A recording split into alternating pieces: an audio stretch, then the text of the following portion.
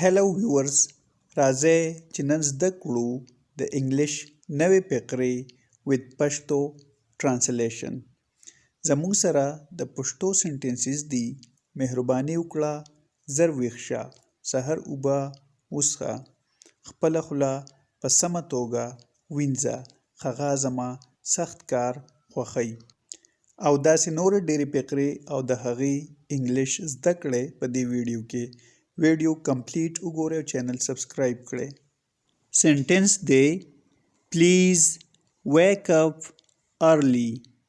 Wake up means ویښېدل راپاڅېدل early means زر یا وختي مهرباني وکړه زر ویښ شه Drink water in morning.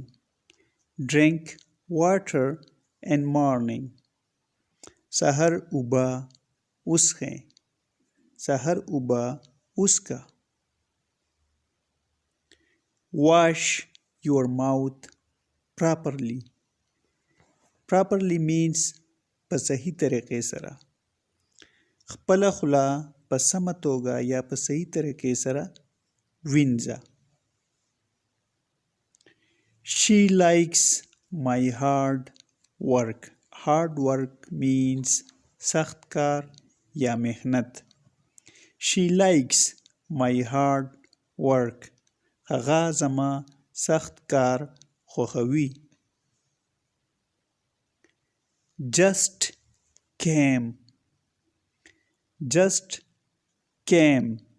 بس راغلی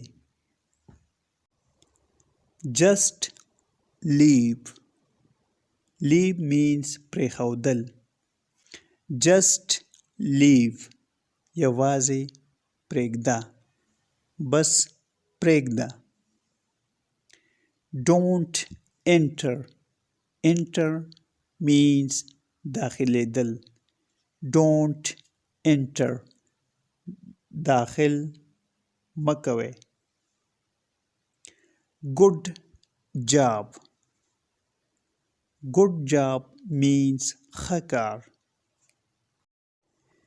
You got late. You got late.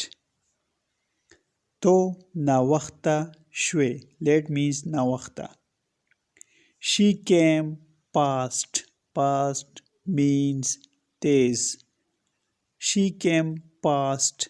هغه ګړندی راغله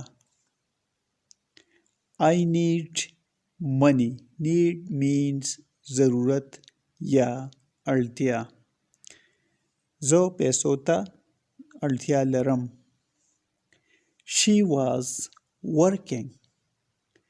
She was working. هغې کار کوو Viewers, subscribe, like and share this video.